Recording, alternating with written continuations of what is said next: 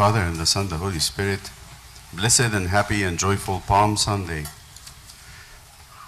Today, as we read, this is the only time we read the four Gospels. And this is recorded in the four Gospels. We read three after one litany, and we did another litany, and we read the fourth one, St. John's Gospel. Though it's very important, extremely important to understand that this Gospel is very key. It's at the heart of the Gospel. And ushers in the Holy Week, begins the Holy Week. And here, something I want to focus on. I want to focus on two things. One, Jesus' entry, and especially the song or the praise that is given to him by people. We want to understand that praise. We say it a lot. We say that. We say, blessed is he who comes in the name of the Lord. We say it when the Gospel is read across the year, every Sunday, every day. We're going to read the Gospel. We begin the Gospel by, Abuna sometimes says it in Coptic or Arabic or English. In Coptic he says, Efes maruot injevi ethnio chenevran emipshoisintenigom, which is translated in English, blessed is he who comes in the name of the Lord. Or in Arabic, Mubarak ati be'esm Rabb. Where is this coming from? I didn't hear any other nation or any republic or any country receive their king. They say something like this, long live the queen, long live the king. But we never heard, blessed is he who comes in the name of the Lord. What's that? Where does that come from? And the second thing that I want to say, what was his work as the king? Jesus comes into Jerusalem and is received with this. It's a question mark.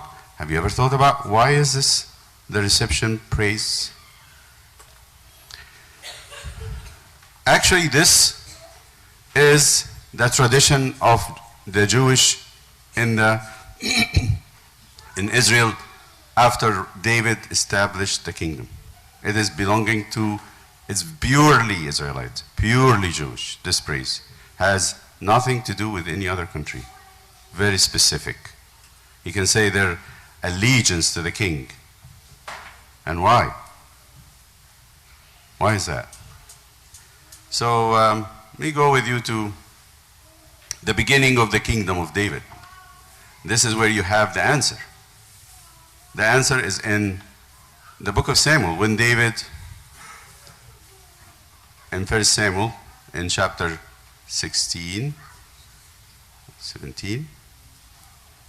when the Philistines, this is the beginning of this praise, the Philistines gathered against Israel and wanted to take their land. But the Philistines done something more. They actually monopolized everything that Israelites, they were choking them. There were no smiths in Israel. Philistines had the technology of wielding and working with iron. So the Israelites, to have a knife to work with in the kitchen, you cannot find anybody in Israel who does it. You have to go to a Philistine to sharpen your knives. If you work in the field, you have to go to the Philistines. Makeup, to go to the Philistines. Grocery, you go to the Philistines. So they actually took care of everything. It's almost like the Chinese now. So they have everything. So the Israelites was so much controlled and they were tired. So the beginning of the reign was that to get a king to get rid of the Philistines. They needed to get rid of the Philistines. But the Philistines knew this. They said, we don't need to do much. We have this one leftover giant from a time when the giants existed. His name is Goliath, and you know the story. You've learned the story since you were in kindergarten. And they described to us who this man is. He's from Gath, whose height was 6 cubits in span. It's almost like, you would say, 9 feet. He had a bronze helmet on his head and was armed with a coat of mail, and the weight of the coat was 5,000 shekels. He has a coat of mail and can weigh it in tons. And he had bronze armor on his legs and bronze javelin between his shoulders, the staff of spear like a weaver's beam, very, very tall. And the weight of it is big. And he had also a shield bearer. He was holding his arm, his spear, but there's a shield bearer went before him. Then he started to sneer and to chafe. He said, what to the Israelites? He said, why have you come out to line up for battle? Am I not a Philistine, and you the servants of Saul, the new king? You have a king now, and you think you're going to have an army and defeat us? Choose a man from yourselves, and let him come down to me. He's actually challenging the king indirectly, because Saul was the tallest person in Israel. If this man is able to fight with me and kill me, then we will be your servants. All right, we're going to reverse the relationship. You're now working like servants. We're going to reverse it if he kills me. But if I prevail against him and kill him, then you shall be our servants and serve us. You're going to have to shut up and do what we tell you to do. You're going to continue to work under our rules. And the Philistine said, Goliath said, I defy the armies of Israel this day. Give me a man that we may fight together. He's saying to them indirectly, implied, you have no men. There's no men there. When Saul and all Israel heard these words of the Philistines, they were dismayed. Dismayed means very desperate. They actually got saddened and greatly afraid. Now they're telling us about David that was actually anointed a king the chapter before. David was anointed in secret. Nobody knows that he's a king. So the father of David sent him to check on his brothers in the war, and he was the youngest. And then he was doing the sheep, he was shepherd. Then David came to his brothers and heard this Goliath every day, doing this over and over again, and everybody is afraid. And then, well, as he's hearing it, he got angry. He got very angry. But they describe David to us as a young and ruddy, a fair teenage boy who looks charming, cute, you might say. So he said, what happens to the man who kills this enemy? They said to him, the king promised his daughter in marriage and he would give him a lot of money. Then David said this, what shall be done for the man who kills this Philistine and takes away the reproach from Israel? For who is this? He said, he's saying, and he's belittling him. Who is this uncircumcised Philistine? Unclean. He calls him unclean, dirty, that he should defy the armies of the living God. And the people answered, this so shall it be done for the man who kills him. The king said, so and so. And then his brothers got angry with him. What are you doing here? Where did you leave the sheep? Are you being proud? Are you seeking glory? Do you want to show off? And he said, I didn't do anything yet. I mean, why you're angry with me? Then he said to the soldiers, I will do, and I'll kill this man. They took him to the king. And then the king asked him, how did you do this? How would you do this? He said, one time I was shepherding the sheep, and a bear and a lion came out, and I was able to kill both of them and save the sheep. And he said, that's a brave guy. But in his mind, he said, I don't think he's going to do anything, but at least we have somebody to offer to this man who's every day chafing us and jeering at us. He said, okay, put on him the armor. So Saul clothed David with his armor, and he put a bronze helmet on his head. He also clothed him with a coat of mail. David fastened his sword to his armor and tried to walk. Saul was tall, so his sword has a tall sword.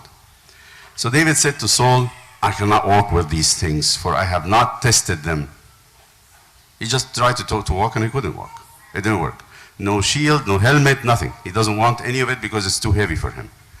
Then he took his staff, the staff that he has for the sheep, and he chose for him 5 smooth stones from the river stones, like marbles, some very small, 5 of them.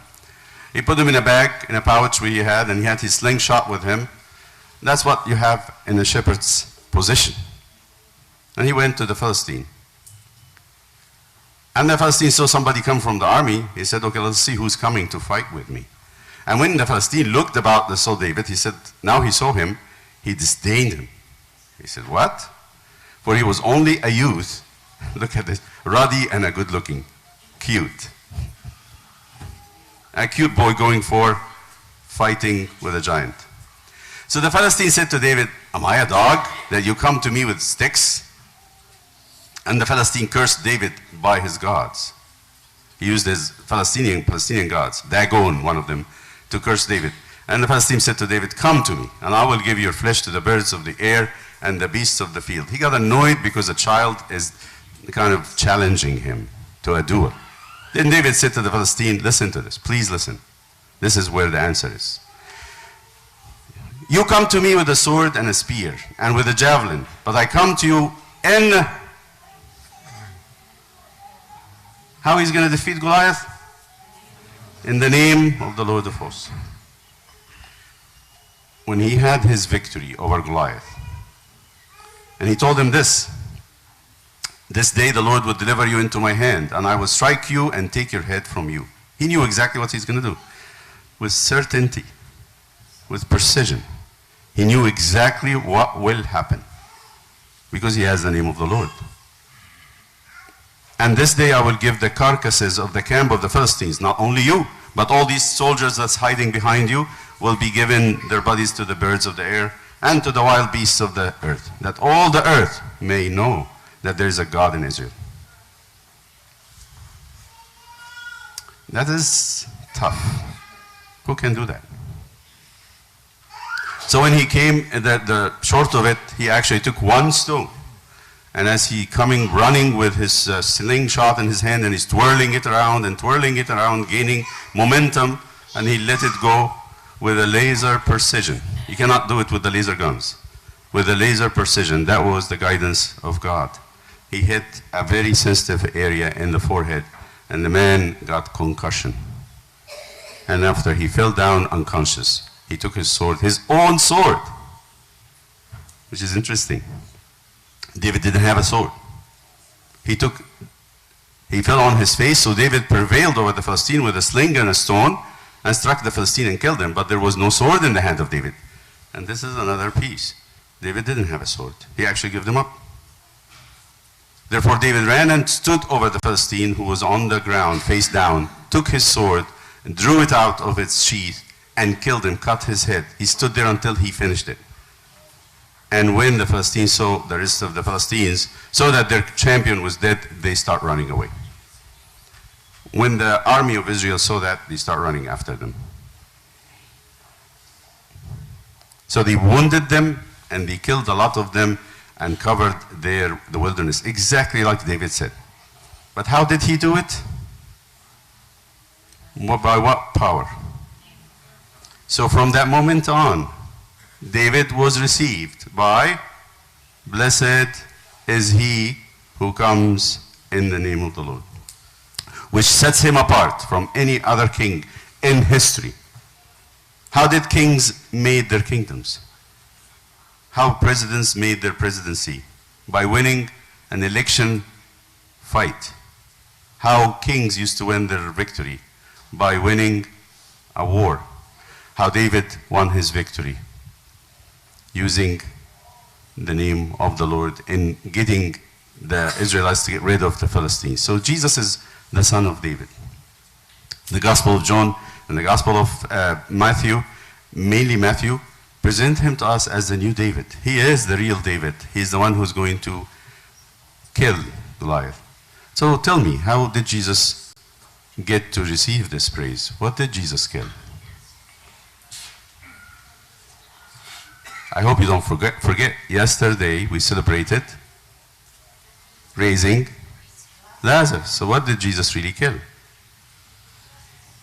He killed death. When you kill death, what do you get? Life. So yesterday they knew that Jesus had overcome death in Bethany, which is 2 miles away from Jerusalem. You need just to come down from the hill of the mountain of Olive, down the valley of Kidron, come up. It's 2 hours walk. Maximum. 1 hour walk. Everybody knew in Jerusalem that he raised Lazarus. He called him from the dead. And that's what the Gospel of St. John begins with today. Listen to this, how the Gospel is presented to us in today's reading. When you go to the Gospel of John, it is chapter 12, the beginning of the Palm Sunday. It begins like this.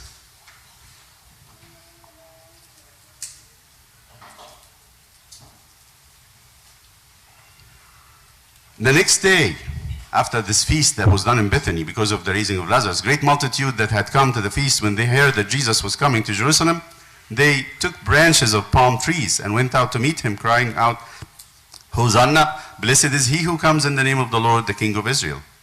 Then Jesus, when he had found a young donkey, he sat on it, and then it's a fulfillment of a Zechariah prophet. Zechariah was in a time when the line of David was interrupted, but he's promising this. Listen to this, verse 17. Therefore the people who were with him when he called Lazarus out of his tomb and raised him from the dead, they bore witness. For this reason, the people also met him, because they heard that he had done this sign. They understood it. They're much more clever than us.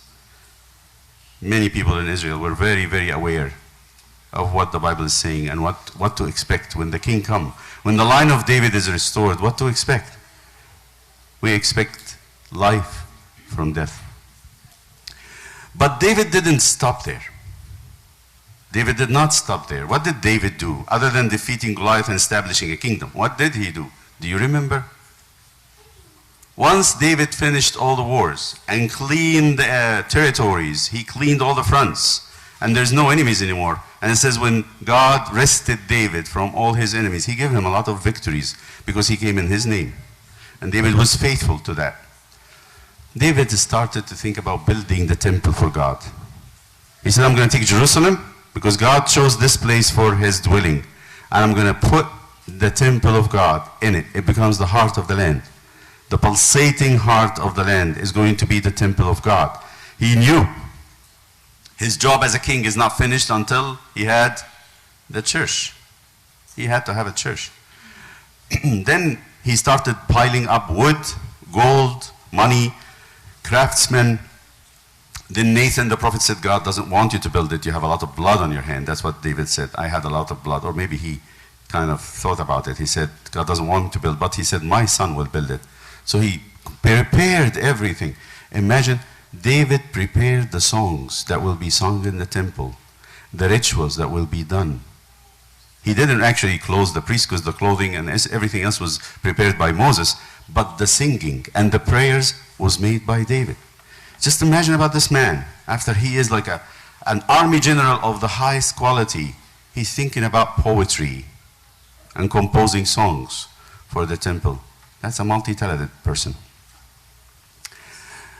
So if the king that belongs to David is going to come, he's going to have to, after being victoriously entered into Jerusalem, to do what? To go to the temple. What would he do in the temple? Restore it. Restore the temple. He has to do a restoration. He has to do a restoration, a revival. So he goes there and had seen this scene many times in his life. Jesus is not the first time to see it. He see a marketplace. Goes into the temple and it's a marketplace. So David, his grandfather, the line of David, he is the king belonging to David, has to do something about the temple. What does he see in the temple?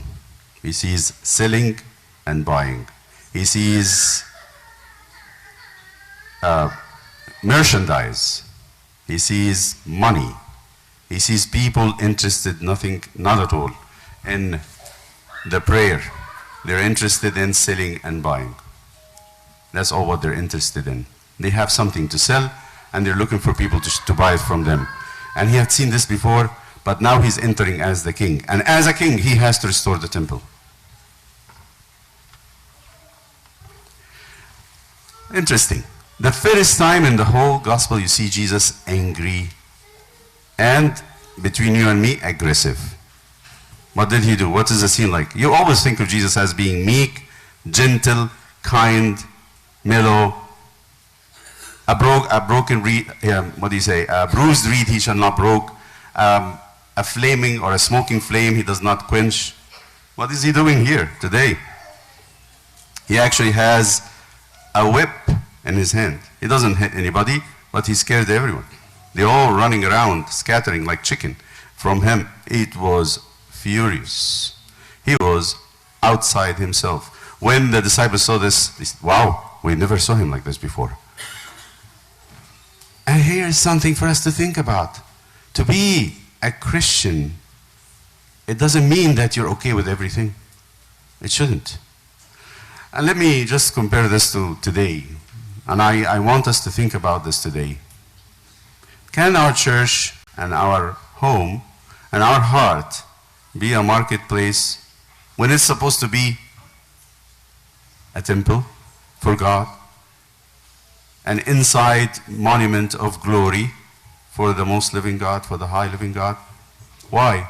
Why it turns into and how it turns into a marketplace? I'll tell you. Let's start with the church. In the church, as Herod the Great, the one king that wanted to kill Jesus as a baby, built a temple. He built the best temple you can ever imagine. It's very big, to the degree that the disciples told us, Jesus said, look at the stones. They're huge. They're like the pyramids. Huge stones. They were very careful to build very beautiful buildings. But what did Herod the son do? Or what Herod the Great did? He cared less. He left the whole business to the temple officials, the high priests and the priests. And guess what the high priest and the priests were doing? They took it as business. It's business. This is where we get our money. They say, history says, Annas, the high priest, was the richest man in history. He was richer than many Caesars and kings and pharaohs. Why? The temple was producing billions of dollars by our value today every year. He was able to appoint 10 or 12 of his sons as high priest. Every time you do this, you have to bribe the Roman general or the Greek with a sum of money that's the budget of a country.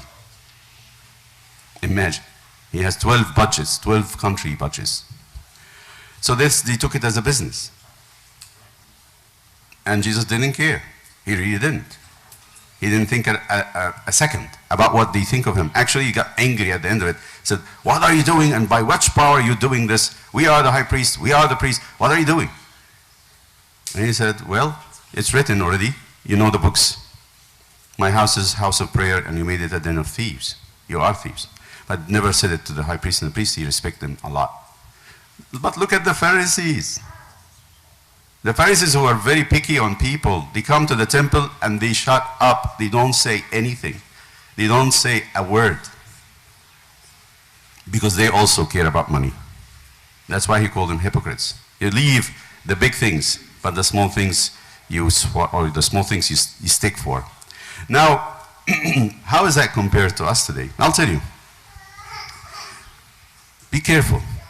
You would have the same Christ, the same Jesus, stand up for you when you come to church for business. Don't do that. We're in a land of immigration. And then sometimes you think you're going to come to the church so you can speak your language with the people that you're familiar with and not intimidated, so you can speak Arabic. لما نيجي الكنيسة عشان نتكلم عربي مع الناس، بس احنا مش مهتمين، مش مشكلة عندنا نصلي، مش مهم، بس المهم القهوة اللي بعد الكنيسة. When it is about business, we come to church only when we have business. I see people. You don't think I'm blind. We all do. People come to church just for business. When there's business, they come. There's no business. What else like a business in the church? I would tell you, when a man come or a young man come to church to pick a wife, and his eyes are going around, he wants a merchandise. On the opposite side, when the girl exposes herself to get the eyes of the man, she's also have a merchandise and looking for a customer. It's disgusting when the mother says, oh, let her be happy. Let her be joyful. خلي البنت تنبسط. What are you talking about? تنبسط بإيه? What is the girl going to be happy with? Sin? That she had made somebody in the church sin? You think Jesus will be okay with that? No. I hear this even from servants. Say, oh, let the girl be happy. Happy with what? I'll tell you something about fashion. I'm just going to tell you something about fashion. Fashion will turn all the women into naked bodies. Very soon. It's going to happen soon. Things are escalating big time. The more and more time goes by, the more and more the pressure for women to reveal their bodies. What we're okay with today is not going to be okay tomorrow. It's going to be very conservative. To reveal what we reveal today in 10 years, I don't think it's 10 years even, 2-3 years.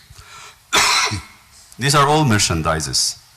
When we come to church to pay, to have attraction, we have the attention of men, and we have the attention of women. We're not here to do that. You're going to hear Jesus say it again. My house is a house of prayer.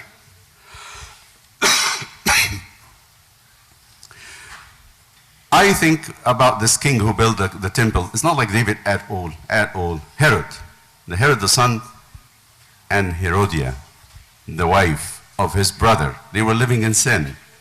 Do you think Jesus or St. John would leave them alone? I can tell you about this woman, Herodia.